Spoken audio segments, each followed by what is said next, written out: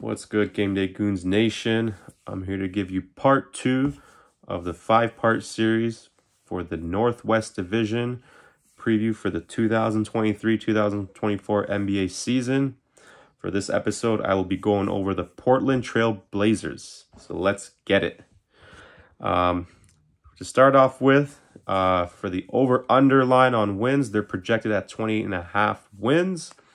The over is -120. The under is +100.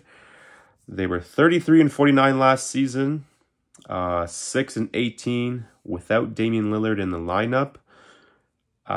Predict this team to definitely go under. Definitely under 28 wins. I can see them potentially winning about 20 to 25 wins at best. I don't see them winning a whole lot of games this year. And I'll go into more details later in the video to explain my reasoning. Let's go over some of the major offseason changes. Some nice additions. They added center DeAndre Ayton via trade. They added center Robert Williams, Time Lord, via trade. They added point guard Malcolm Brogdon via trade. They did bring in Moses Brown, and then they drafted the 3 rookies, Scoot Henderson, Chris Murray, and Ryan Rupert.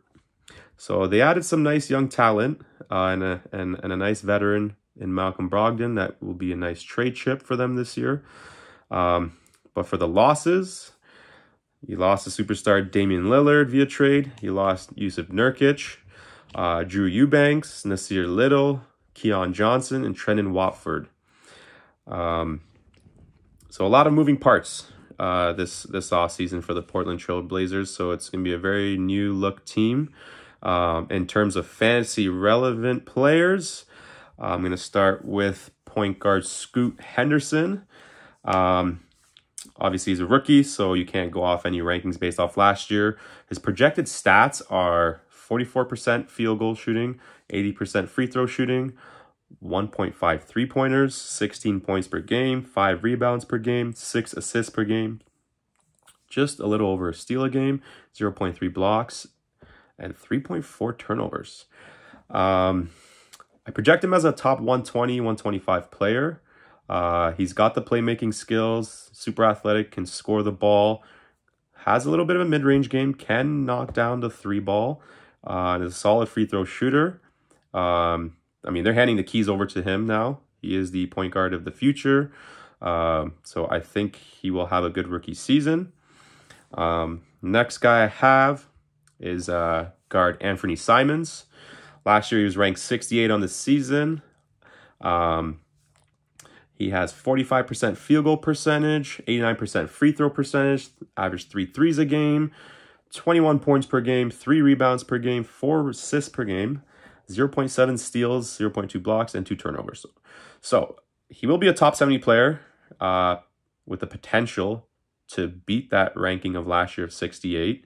I can see him ranking within the 50 to 60 range. He doesn't really get too many stocks. He's a poor defender. He might not average big assist numbers due to Scoot playing point guard and Simons playing off ball, but his scoring will go up for sure. His assists could go up slightly, but yeah, like I said, probably not much.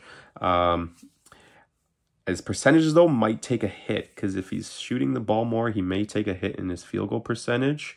45% is pretty solid, but with more shooting, more volume, I could definitely see it going down a little bit. He went nuclear a few seasons ago when Dame was injured and CJ got traded. And he was like top 25, top 30 for a long stretch. But now there are more guys on this starting lineup that can take away some of that usage, like Shaedon Sharpe, Jerami Grant, DeAndre Ayton, and Scoot Henderson.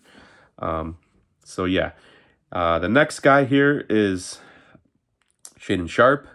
He was ranked 124 last season.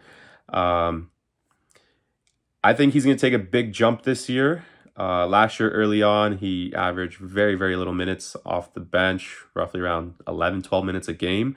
It wasn't until second half of the season when Portland decided to start the tankathon, and they sat Nurkic, Dame, Simons, and Grant, and that's when Shaedon Sharpe went absolutely berserk.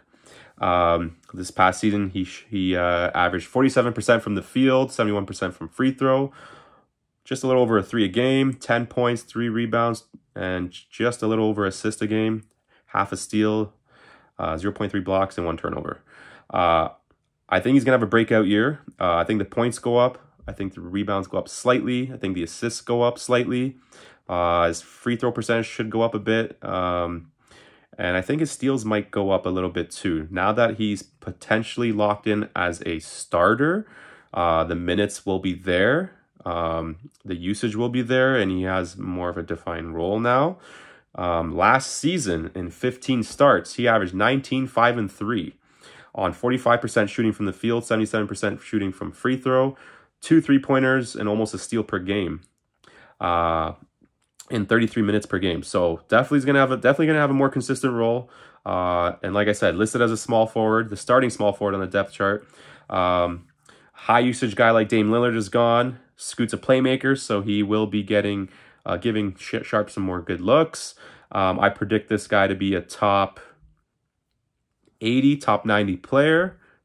Could be ranked a bit higher too. Depends how big of a breakout he has, but I'm definitely drafting Shaedon Sharpe in every league possible this year. Next guy I got is Jerami Grant. He's ranked 71 last year. 47% from the field, 81% from free throw, so good percentages. 2 3-pointers, 21 points, 5 rebounds, 2 assists, almost a steal, almost a block, about 2 turnovers a game. I think scoring will increase now. I think you'll see him score more than 21 points per game now that he has a green light to be the leading scorer. But his field goal percentage will decrease a little bit with more shot attempts. Back in his Detroit days when he was the #1 scoring option on that team, he was a 20-point per game scorer, or 20-plus point per game scorer. But his free throw or field goal percentage went down. He averaged about 43% from the field as the main option. So I think that will take a bit of a hit. I still predict him to be about a top 70 guy, top 70, 75 guy. So he's nice to have in like the mid-round of your draft there. Probably around 5, 6, 7. In terms of center position, you got DeAndre Ayton. He ranked 45 last year on the season. Shot 59% from the field, so really good there. 76% from free throw, so not too bad. It's actually pretty solid. 18 points, 10 rebounds, just under 2 assists, about half a steal, and almost a full block a game on close to 2 turnovers. He didn't average any 3-pointers because he's not a 3-point threat. I predict him to be within the 40 to 50 range, unless his free throw percentage drastically improves, if he can score more than 20 points per game, and if his assists can potentially increase. But overall, I think he kind of stays around what he's doing right now. He's not a true rim protector, so you're not going to see him average a lot of blocks. Like I said, he doesn't shoot threes, so you're not going to get threes from him there. And there's still other guys that are going to need touches, like Scoot, Simons, Sharpe, and Grant. I know he's leaving KD and Booker, but like I said, there's still guys on this team that are going to want to get theirs too. So 40 to 50 range, I like that. That's good. In terms of sleepers, you could say Matisse Thybulle. In like deeper leagues, he's a good streamer. I don't think you want to draft him, but he's a good streamer for stocks and some threes. He was ranked 190 last year. He was productive as a starter last season for Portland when the tankathon began. He barely got consistent minutes at all in his Philly days, but when he was on the court, we knew what kind of a presence he was, a defensive presence. So he's not a bad streamer to have. Another sleeper, I would say, to keep an eye on, you don't have to draft him, but it's Jabari Walker.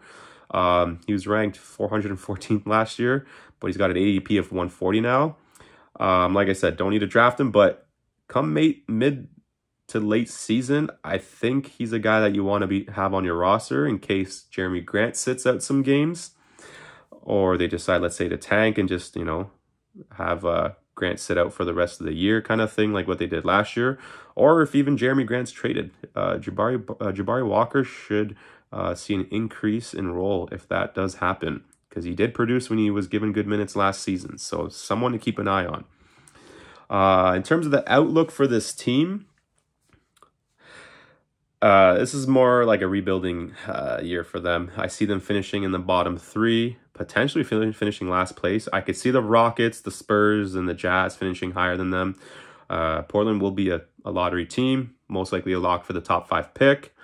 This is going to be a focus on player development to develop Scoot, Sharpe, Chris Murray, Jabari Walker, mainly the young guys. I think they'll be sellers at the trade deadline, most likely trading Malcolm Brogdon to a contender and potentially move off of Grant's contract, as he is 29 years old and he doesn't fit the timeline. So those are 2 guys that I think will potentially be traded. Simons does fit the timeline. He's 24 years old, but they may want to move Sharpe into that full-time shooting guard role for the future. So Simons could potentially be dealt at the deadline or maybe next offseason. But I'm super excited to watch the development of Scoot and Sharpe. This is a high-flying backcourt, super athletic. They got serious talent. They got a bright future ahead of them. So I do like Portland. I'm probably going to be watching a few Portland games this year for sure.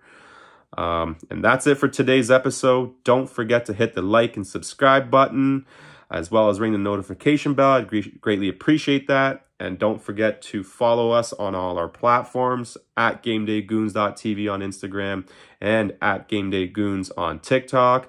Thank you, Game Day Goons Nation, for tuning in for today's episode. We out. Peace.